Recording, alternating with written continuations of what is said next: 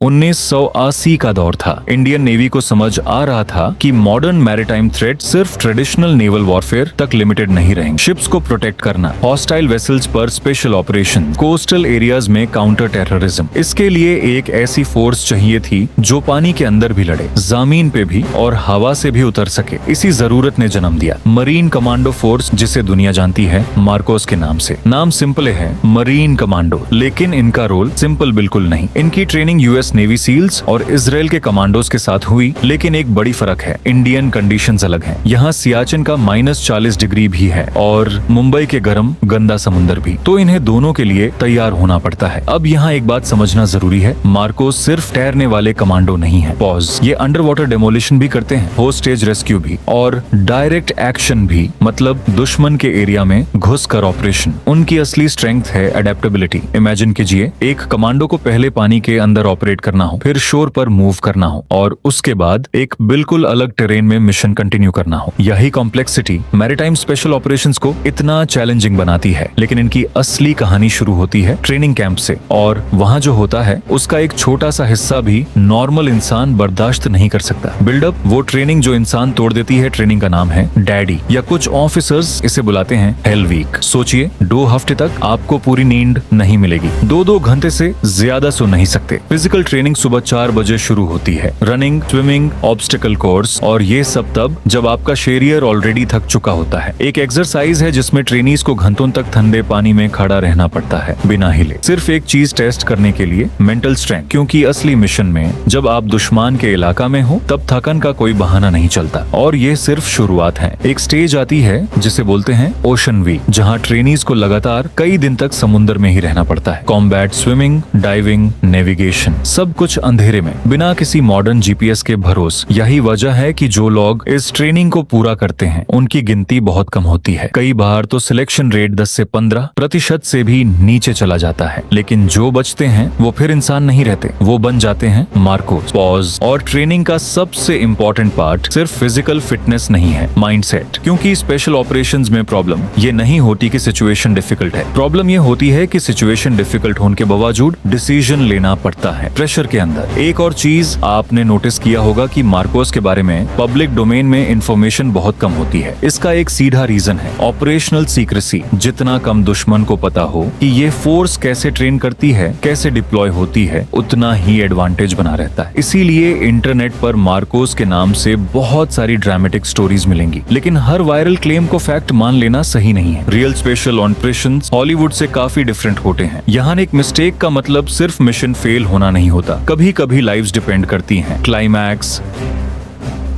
26/11 मुंबई। अब बात करते हैं उस रात की जिसने मार्कोस का नाम प्योर देश के दिल में बसा दिया। 26 नवंबर 2008 मुंबई। कोऑर्डिनेटेड टेररिस्ट अटैक्स शुरू हुए। Taj Mahal palace hotel, Oberoi Trident और नरीमन हाउस सब अटैक का हिस्सा बने। सिचुएशन एक्सट्रीमली कॉम्प्लेक्स थी, होस्टेजेस थे, बिल्डिंग्स लार्ज थे और अटैकर्स के एग्जैक्ट पोजीशंस आइडेंटिफाई करना मुश्किल था। जब ताज होटल और ओबेरॉय ट्राइडेंट में टेररिस्ट घुसे थे तब सबसे पहले जो रिस्पॉन्स टीम पहुंची उसमें मार्कोस कमांडोज थे। उनकी मैरीटाइम बैकग्राउंड की वजह से मुंबई जैसे कोस्टल सिटी में उनकी कैपेबिलिटीज पार्टिकुलरली रिलेवेंट थी। अंधेरे में एक ऐसी बिल्डिंग में जिसे वो नहीं जानते थे, जहां होस्टेज भी थे और टेररिस्ट भी, इन्हें डिसाइड करना था कि गोली किस पे चलानी है और किस पे नहीं। एक गलती और एक इनोसेंट जिंदगी जा सकती थी। घंटों तक ऑपरेशन चला, room by room, floor by floor clearing. यहाँ एक इम्पोर्टेंट बात समझना जरूरी है, 26/11 को सिर्फ एक फोर्स की स्टोरी बना देना इनएक्चुएट होगा। Indian army, navy, NSG, Mumbai police और दूसरी एजेंसियों ने डिफरेंट स्टेज पर क्रिटिकल रोल्स परफॉर्म किए। यह एक कंबाइंड सिक्योरिटी रिस्पॉन्स था। लेकिन इस ऑपरेशन ने एक चीज ब्रूटली क्लियर कर दी, मैरीटाइम सिक्योरिटी का मतलब सिर्फ शिप्स को प्रोटेक्ट करना नहीं है। थ्रेट समुंदर के रास्ते आ सकता है और फिर लैंड पर एक मेजर क्राइसिस क्रिएट कर सकता है। इसके बाद भी इन कमांडोज ने अपना काम छुपाया, क्योंकि इनका पूरा वजूद ही इस बात पे टिका है, काम दिखे चेहरा नहीं। ये लोग मेडल्स के लिए नहीं लड़ते, इनमें से कई के नाम तक पब्लिक रिकॉर्ड में नहीं नहीं आते। और यह सिर्फ एक ऑपरेशन था। सोमालिया के पास एंटी पिरसी मिशंस में मार्कोस ने कई बार हाईजैक्ड शिप्स को बिना एक भी हॉस्टेज खोए रिलीज करवाया है। रात के अंधेरे में समुंदर के बीच